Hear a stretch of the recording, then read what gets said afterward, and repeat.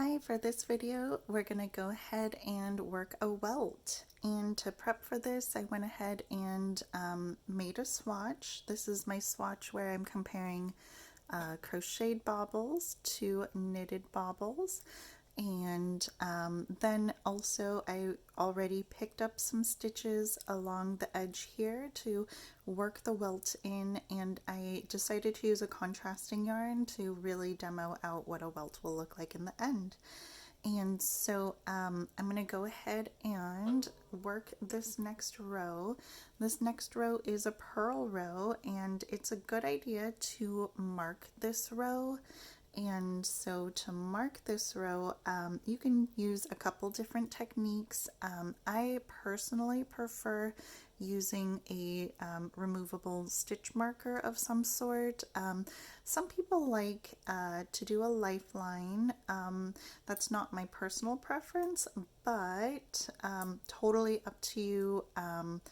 And so basically what I do here is I mark off a few of the purl bumps that we just created right here, and let's try to get that in focus. And so you can use any of these styles of detachable stitch markers. I happen to like this kind right here, or the crochet spiral sort of stitch marker. But if you don't have that type, this type would work also, the kind of safety pin style, and just drop it right into one of those stitches, or the light bulb shaped kind,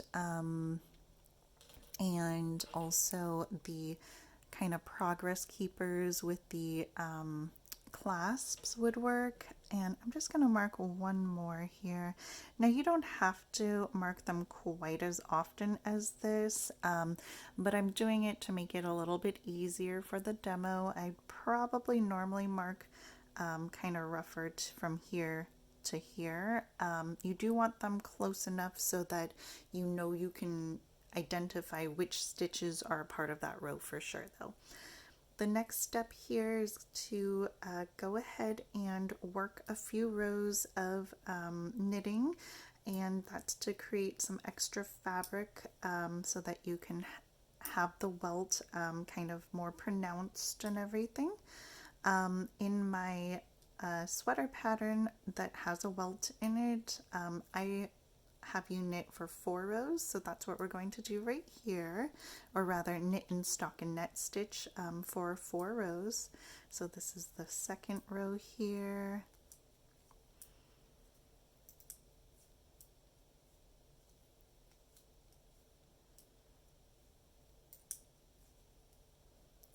and third row,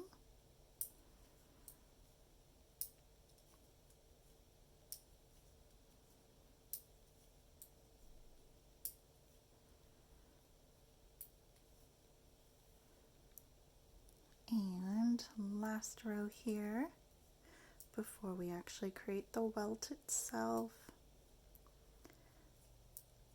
Alrighty, and so on this next row, what we're going to do is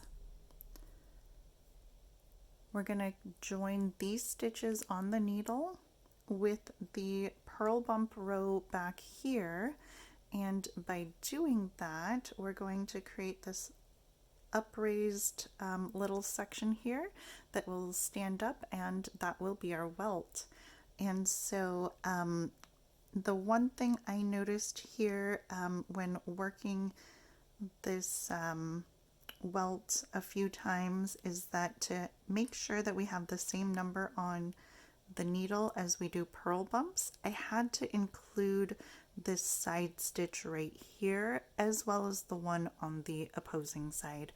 And so let's go ahead and join these together. In order to do that, I'm gonna just place my needle into the first stitch just like normal to knit, but then I'm also going to place it into the purl bump back here as well.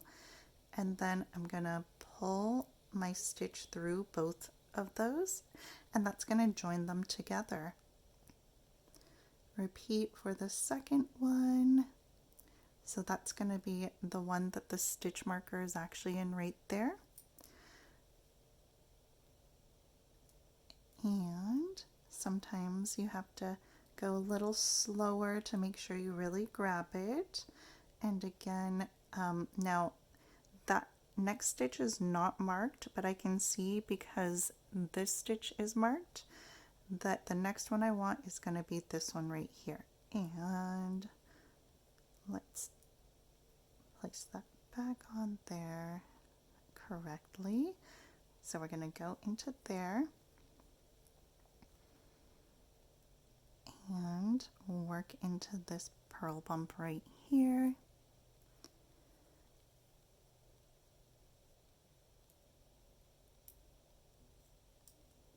Perfect.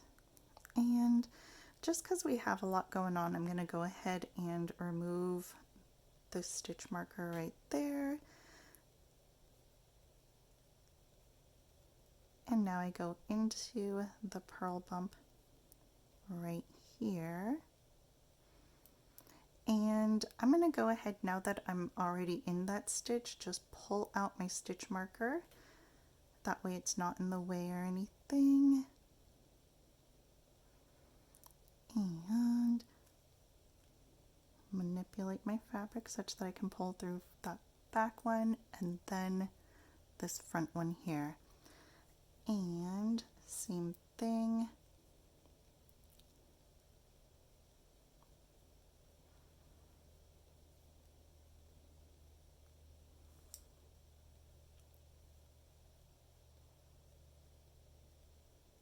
Now these last ones get a little fiddly, so sometimes I just like to make my stitches more secure on there by pushing my needle further up. And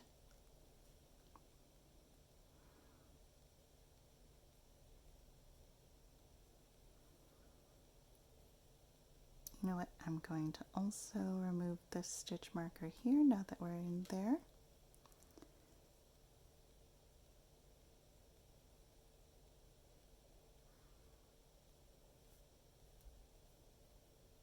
Okay, and this last one, like I said, we won't have a real purl bump, so we're going to have to go into the side stitch right here.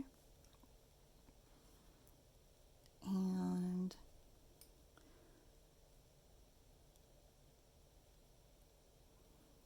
so there we go. And this last one here, just kind of wiggle it through.